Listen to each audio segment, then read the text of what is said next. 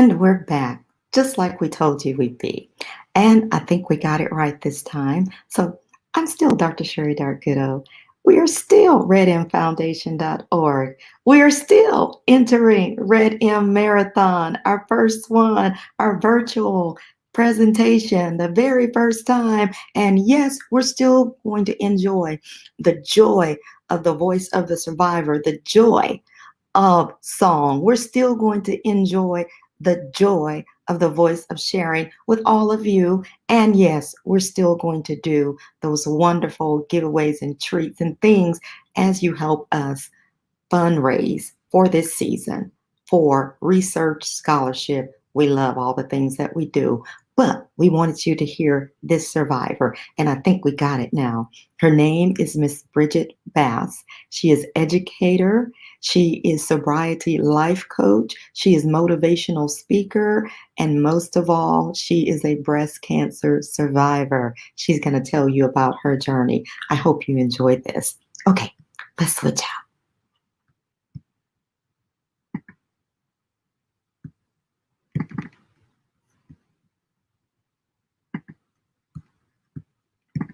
Battle with breast cancer, and I could not believe it from listening to her and look.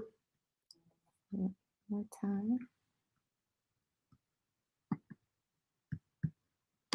Dark-Goudeau, and we are truly excited to have an amazing guest with us tonight. You know that we're celebrating the 12 days of Christmas our way, which is REDM Foundation style. This is Rondell and Yvette Dearborn Morris Inflammatory Breast Cancer Research and Scholarship Foundation. And so we have been so honored to have survivors, well, not survivors, overcomers with us all week long. And tonight is no exception, certainly not less. You are about to hear a victorious story from an amazing young lady that I had the privilege to hear a few weeks ago.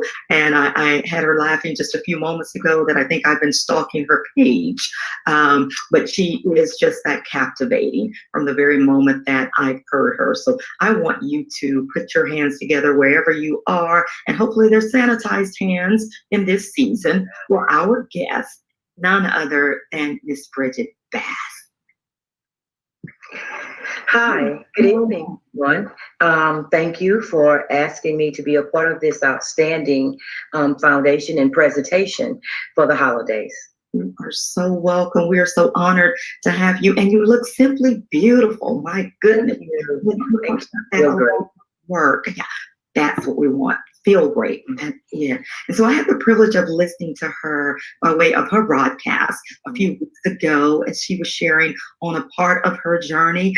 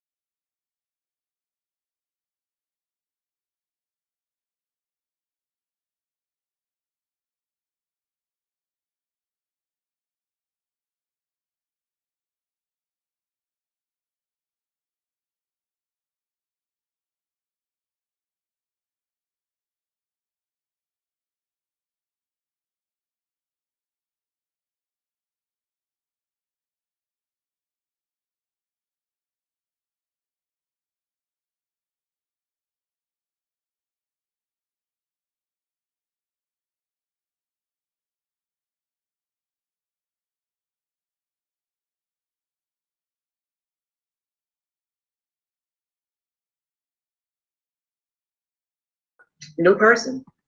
Wonderful, wonderful. And so, you know, she shared that journey with us. In fact, she was sharing her journey to sobriety with us. 3 years sober. Oh, wow. I have to. Oh, I'm sorry. Woo, woo, woo. Yeah. I have to celebrate with you. My goodness, what a journey all by itself. And for some of you who have not met her officially, please go to her page and hear that broadcast. You don't want to miss it. In that broadcast, you shared with us an interruption in that journey. As you're on your way, as you're doing so well, as you have conquered mountains, as you are now reaching out to others, helping them in their recovery process, on their way to healing and restoration, you had an interruption. Tell us about that interruption. I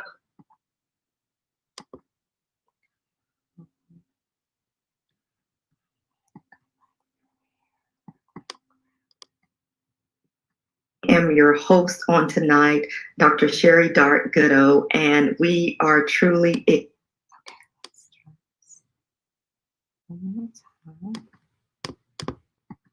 screen. There, audio, share. Okay, let's try it again.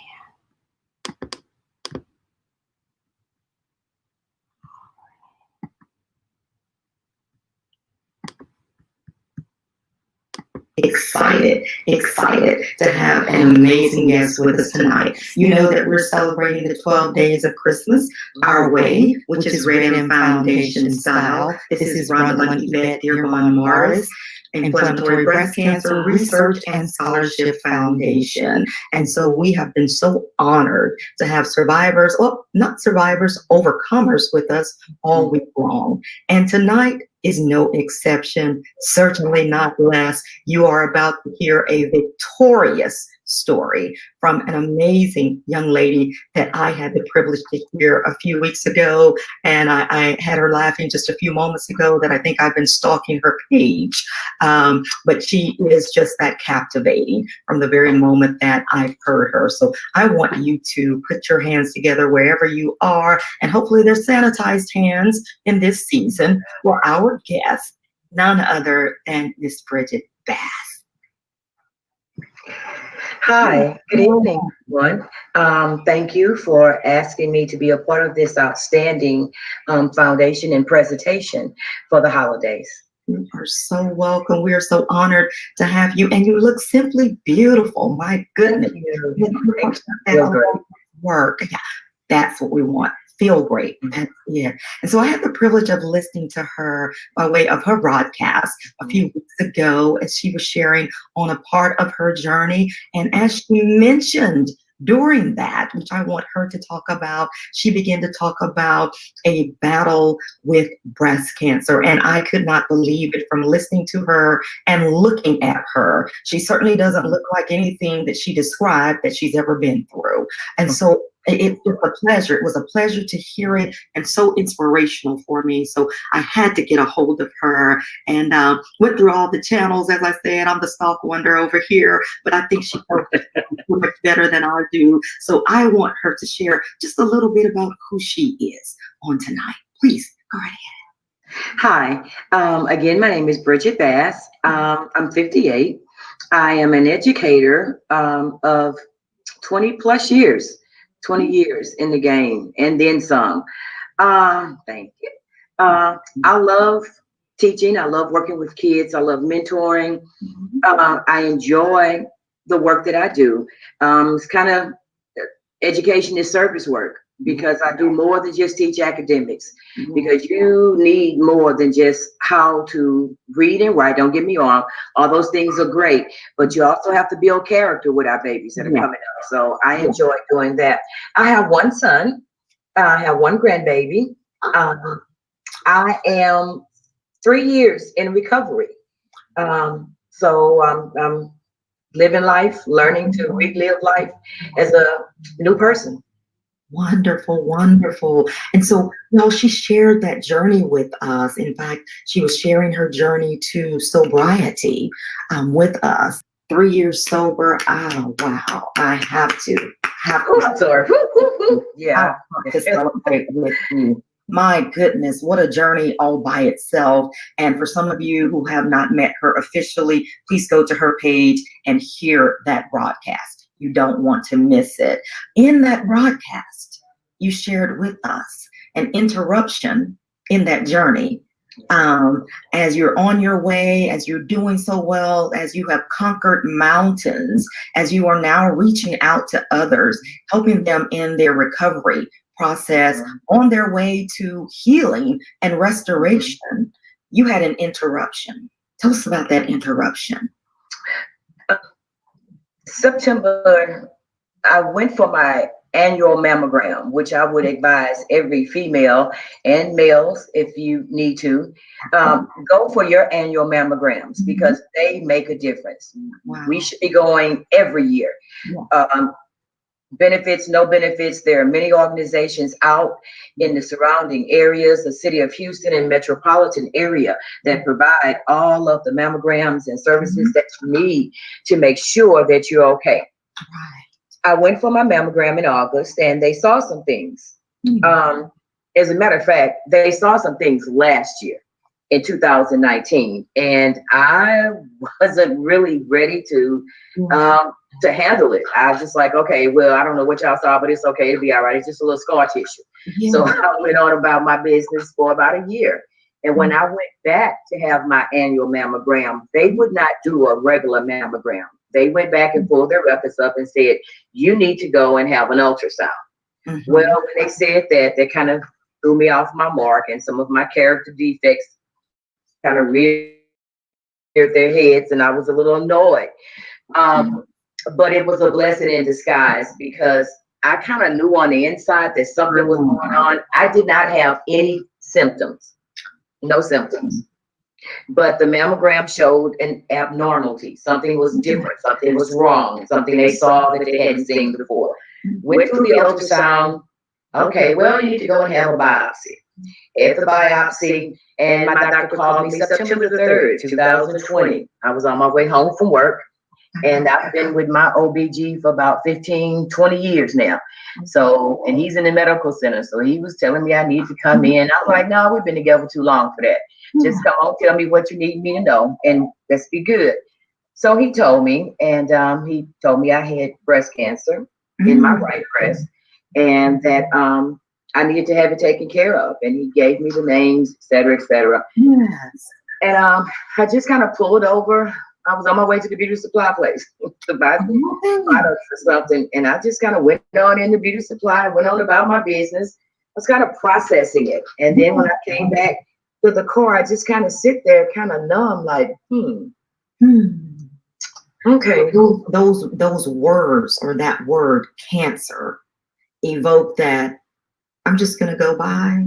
And then, as you said, the numbness hit and just settled in the car.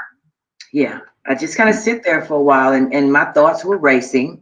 I suffer with anxiety from time to time, and I felt it, rolling up on the inside. And my thought was like, okay, God, it's you and I. You my ride and die. You've been with me a long time. You're not going to leave me now. So I can't look at this as a challenge. I look at it as an opportunity. Now I get to use what I've been taught. Yes. Because throughout my recovery, I've been given resources and a toolkit to use to help me. Because when you're in recovery, that's something all by itself. You have to rechange and unlearn old habits. And I had to learn new things. And I knew that the opportunity was going to come for me to be able to use those. And here it was. Yes. The way we'd expect. And of all things, as you mentioned in that broadcast briefly, that it happened during a pandemic of all times. We've got enough going on as it is, and then this thing happens. What was it like, that ride on the way home, and as you said, getting ready to share this news with your son or your loved one? What was that like? This is going to sound really strange. I was calm.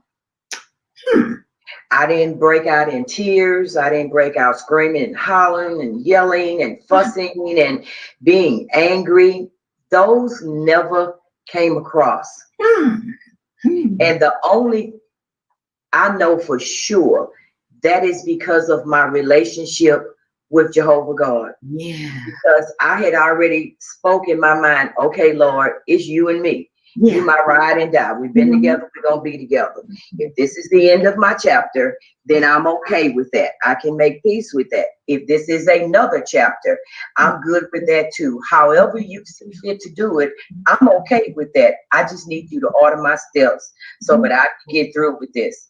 And Yeah. that was it. And that was that. And so that relationship is what helped with the other significant relationships in your life to be able to Yes. convey that. Because when that one is established, then everything Mhm. else tends to fall in line. And it sounds like that's what happened when you got home. Here was this calmness. Before we're on our way to the beauty salon and we're dismissing it almost just like, okay, maybe that happened, maybe that didn't happen. And then Exactly. and then we're on the way and we're processing, and all of a sudden our friend sits down. Oh man, Yes, I'm with you. they came over in hysterical, Wow. crying, and just my sisters were upset. I hadn't told my son yet because he's a male, so they process things a little different. And your And he's a mama. young male. Yes, and your Huh? mama. That's different. Your mama. Mamas are Yeah, strong. He's already seen you yeah. overcome challenges. And then So I let everybody get it out. I'm just kind of sitting there looking at them like, oh, okay, guys, here's some Kleenex. And they was like, well, what's wrong with you? I'm like, nothing is wrong with me. I didn't say I was dead yet. I just said I had cancer. And so, and then once everybody got themselves together after about 20, 30 minutes, I'm just kind of sitting there looking at them like, okay, guys, I need for you to pull it together. But I never felt in a panic mode. yeah. I immediately came to peace with whatever God was going to do, because it was two outcomes. Yeah. Either he was going to bring me through or he was going to bring me through. Now, whichever way he chose to do it, that was his decision. I was going to be okay with it either way. Exactly, exactly. So you're sitting there with your family, as you said, they're falling apart, and now the patient becomes the caretaker. Yeah. In this instance, and everybody pull yourself together, because after all, I'm the one that's going to go through this in Yes. a little bit, and so I'm going to need you guys to be collected here. Mm-hmm. And so I'm pretty sure that they did that, but understanding that you're probably very much a leader, not only in community but also in your family. Mm-hmm. So for them to see the leader, to see the what we call the pillar of the family, now to have this diagnosis is a totally different thing. Yeah. And then the other thing that I heard you say as we're sharing on tonight is that I'm not dead, y'all. I'm about to go through something. Mm-hmm. How pivotal was that declaration at that moment for your family now looking back? It helped them to be able to help me.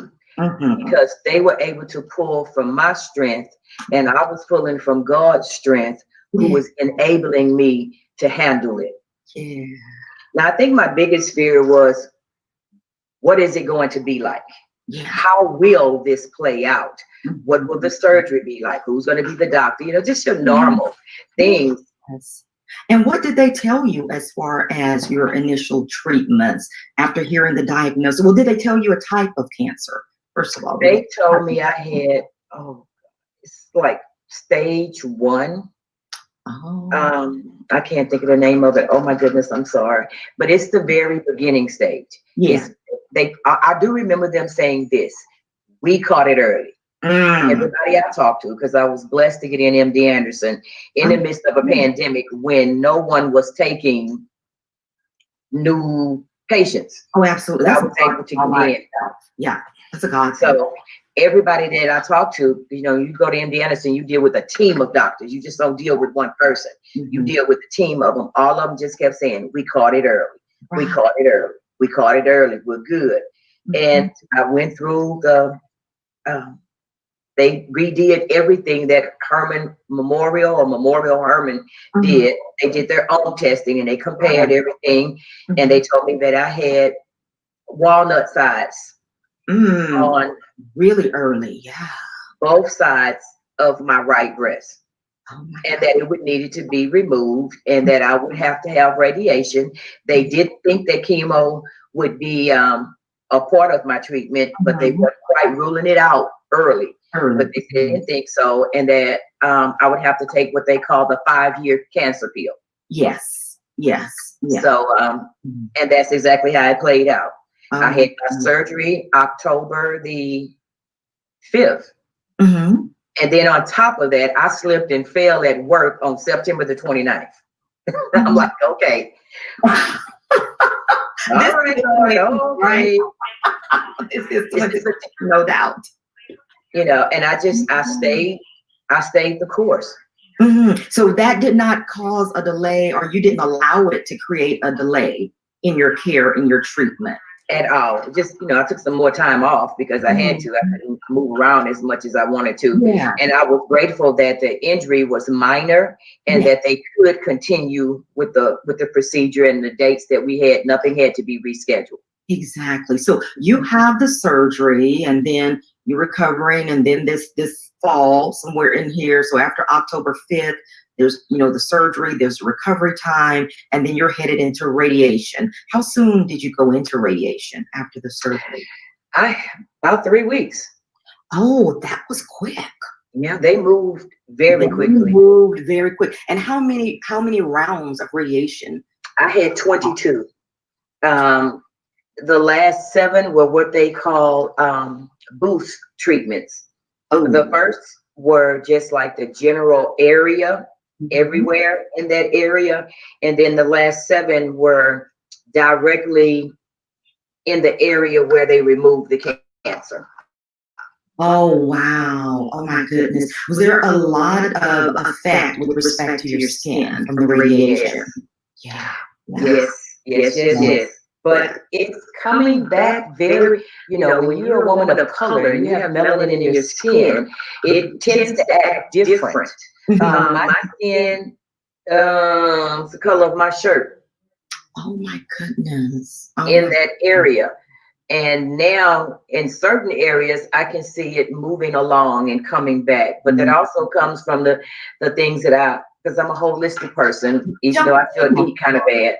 Share that with us, because a lot of women have dealt with that. I heard one of the overcomers earlier said that her skin was literally like leather from the Mhm. radiation treatment, and then some other things that they had to do. So tell us a little bit about that holistic approach in getting the skin to recover. I use things like emu oil, Mhm. shea butter, coconut oil, avocado.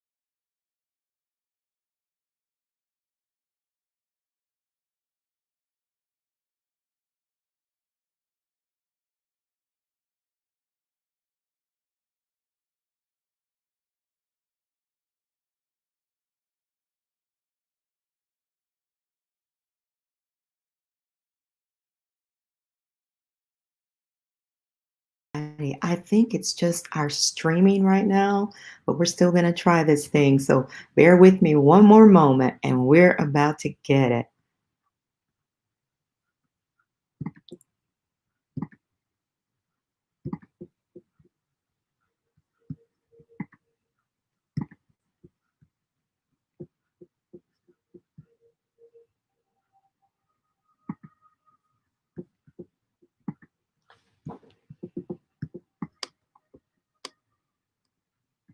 I am your host on tonight, Dr. Sherry.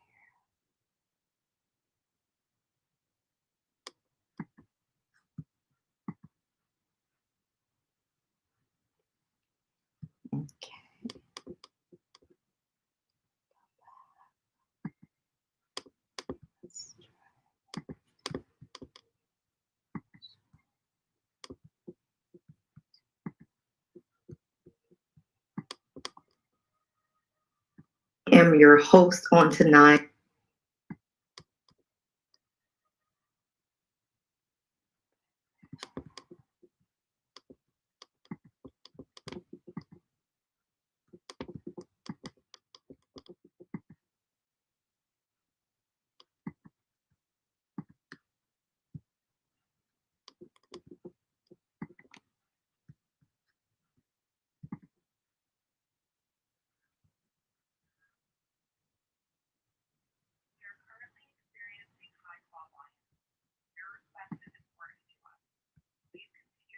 Learn throughout this process that I don't put deodorant on at night and go to sleep. Let your pores breathe. Let that so far I think it's healing very well. I'm excited to go back to my doctor and let him see the difference in my skin. Oh my goodness. I'm sure that's going to be a wonder for him. And where did you obtain the E3 Lives? You can go online to E3 Live and E3live.com. And they have it in liquid form and they have it in pills. But I just got the basic one, and she gave me the basic one. And because liquid gets in your system faster.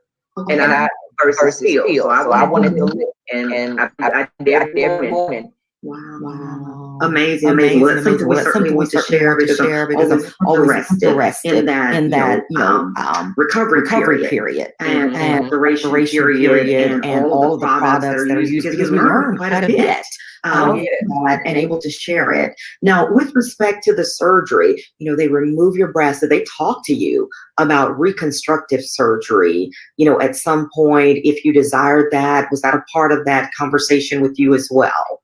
No, because they didn't have to remove my breast. They just removed the area in my breast that was infected. Okay. So they removed the actual tumor itself. So it's just a portion. Okay, great. Because I always want to hear as well, some women, they had to have the entire mastectomy. And so talking about those areas where they go to just feel like a woman again. So we have that information as well. And I always want to know about it. But I did not pass by an important thing that you said. You rung the bell. Yes, last Wednesday. Yeah.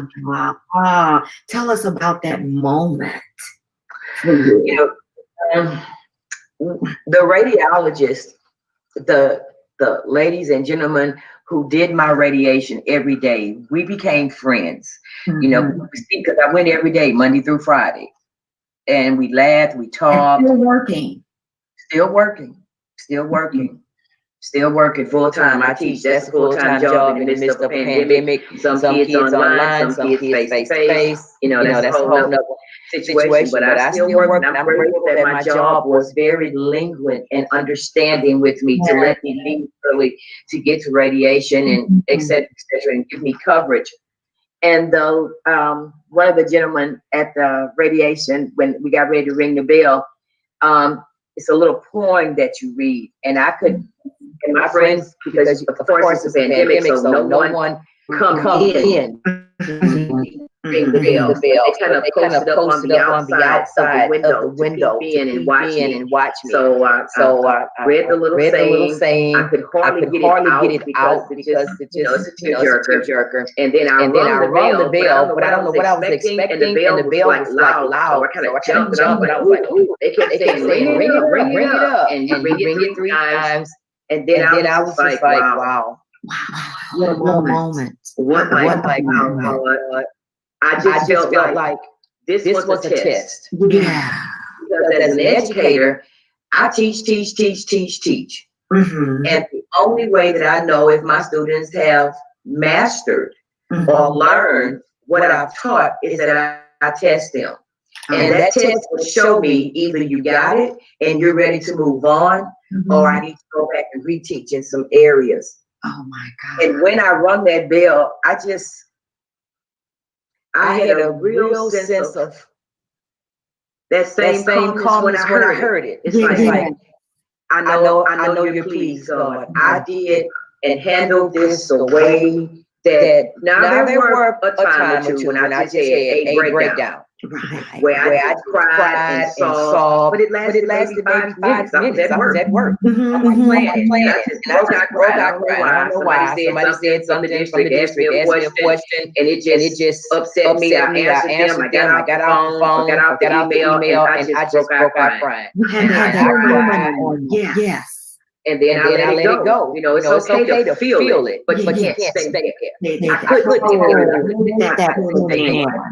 I like that point. It's okay to feel it, but don't stay there. But see, you feel it in the natural. Yeah. But you understand it in the spirit. And then me, I did. Now, my natural mind was all over the place. But my spirit and my connection with Jehovah God and my higher power makes me as much as my natural want to act and do, my spirit won't let it because I'm connected. Yeah. So we have that direct connection. I'm good. And that's what I kept telling myself. You're tired. You can barely move. You're tired. Your skin is itching, but you're going to make it. You're going to keep on going. Keep going. Don't stay there. Don't stay there. What a moment that was. And then we take that, you think about that worst time, that moment you had that breakdown, and then coming to the point of celebration with ringing the bell. And then, as you shared with us tonight, and a little bit before that, even with me, that the teacher herself found herself taking the test. She's been teaching others for so long. And then I heard that moment come in where the master says, you got it. Yeah. Teacher becomes the student, and the master says, you got it. You got it. So how do you see this part of your journey in life, this chapter going forward, being an asset to you in all that you do, not to mention the hundreds, thousands of people that you touch? I'm grateful for the opportunity. I didn't really ever see it as a challenge, or I never was angry about it. I knew something was coming. I knew that being fresh in recovery, that the opportunity was going to come. And I will continue to call them opportunities, because that's not the first one, and that won't be the last one. There will be many more lessons.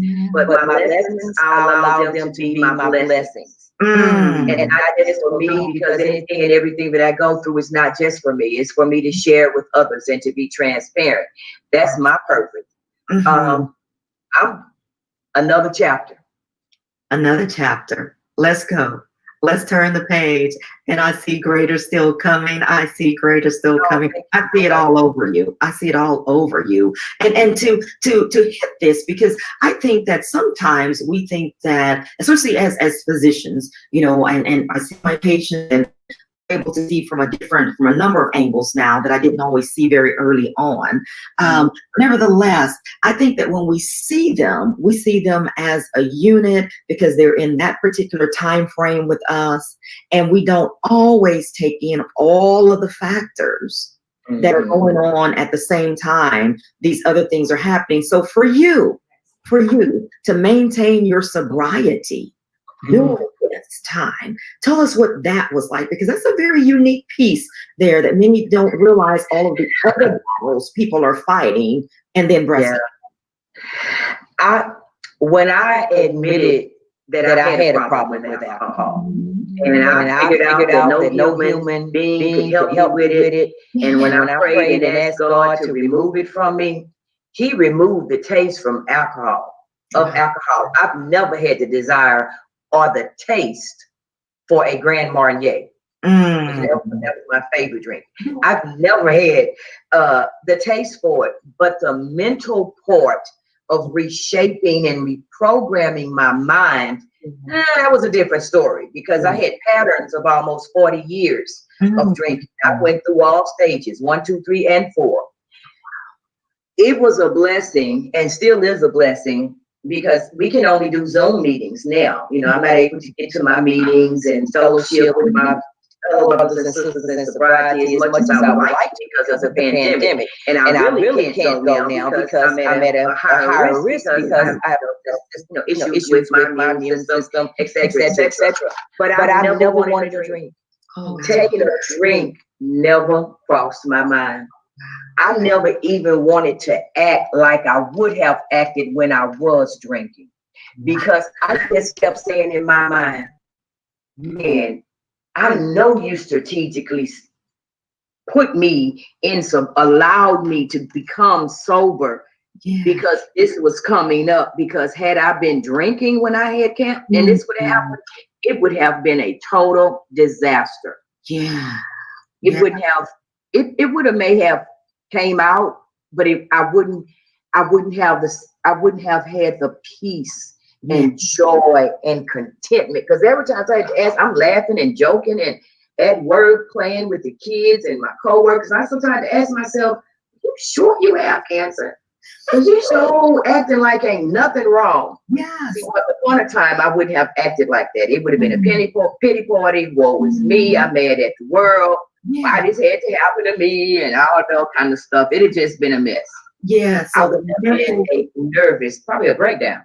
The mental fortitude, was very established at this point when you went through and made all the difference in the world. Yes.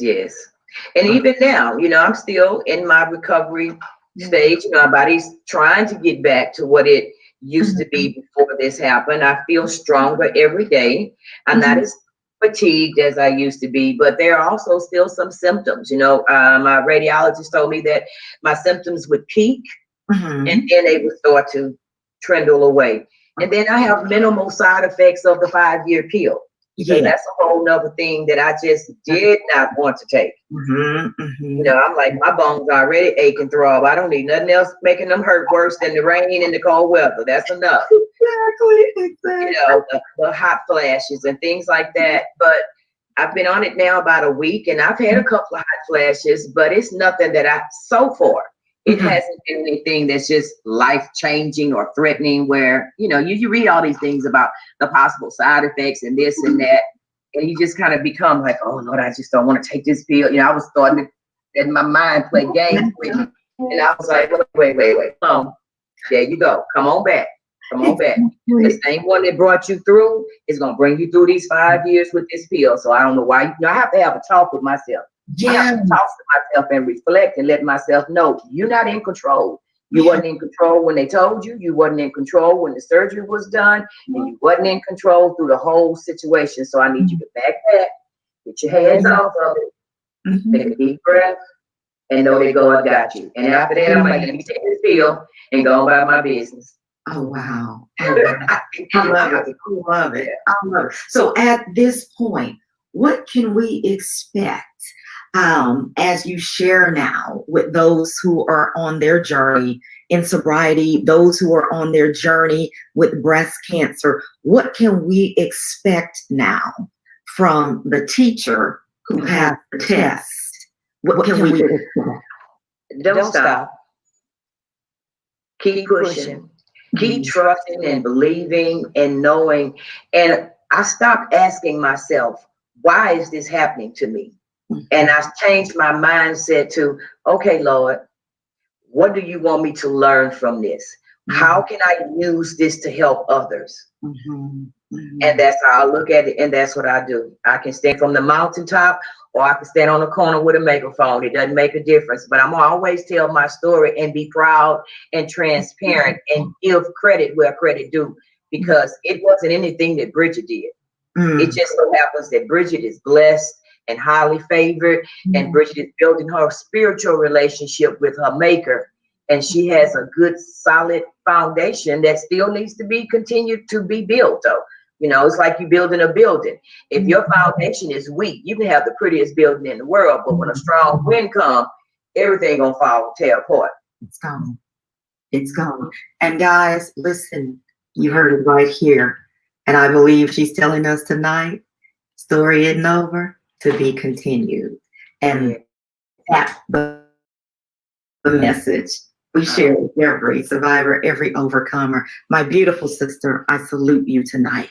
I salute you tonight, Queen. Overcomer in the highest. And to actually give that respect and reverence to the one who did it all. I couldn't even more so. So I bless you in your journey. I thank you so much for taking your step Privilege. to inspire us. And that's exactly what it is, inspiration. So if you see little footprints on your page from here on out, it's only me. I'm still talking. I'm still learning. I'm still gleaning, because I have been so blessed by you. Just briefly in that brief setting, it came at such an amazing time. And I'm honored for that. Thank you again for sharing and being so candid with us tonight. And thank you for having me. Yes, we're going to release her. She's had a long day, y'all. But thank you again, Miss Bridget Bass. You can follow her on Facebook. This is life coach. This is teacher. This is entrepreneur coming. This is book coming. You guys stay tuned. She said to be continued. And that's exactly what she's going to do. Thank you. All right. Thank you. Good night. And so thank you so much. Thank you so much, all of the REDM followers that we have on tonight. These are overcomers, and they're sharing their stories with us. We could not be more honored. We could not do what we do without all of you. So thank you for your continued support of this organization. Thank you for actually sowing seeds, for being blessings to us as we bless others in research, bless our scholars who are still in school. You make that happen for us every year. And every year we're able to go to MD Anderson and put that check in their hands to say, research, as our sister said, to be continued. Until the last one is cured, we won't stop. So from our hearts to yours on tonight, enjoy this 12 days of Christmas with us. Be blessed.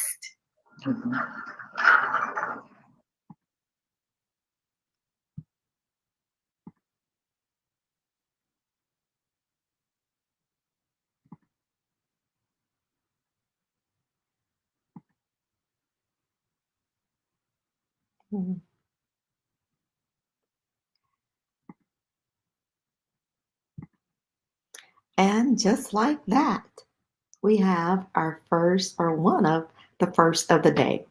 Overcomers, Miss Bridget Bass. Again, we salute you. Thank you so much. And the REDM MerryThon continues. This is the first of 3 broadcasts, which you will see on today. And remember, we're going to have another one at 1 o'clock or 1:30 or so today. And then, of course, tonight is our finale, 7:30 p.m. with me, your host, Dr. Sherry Dark-Goudeau on behalf of the REDM Foundation. Again, you can find us at redmfoundation.org. Please go and give there. And you don't want to forget about your bids. We have those bundt cakes, nothing bundt cakes, and you might want to decorate your table with them, although they don't last as decorations for very long because they're so delicious. And what I'm going to do now is I'm going to continue this water as I get ready for the remainder of this workout. And we'll see you a little bit later after lunchtime. You guys enjoy REDM MerryThon, 12 Days of Christmas. We got another day to go. Okay, and this one is pure joy. Talk to you then.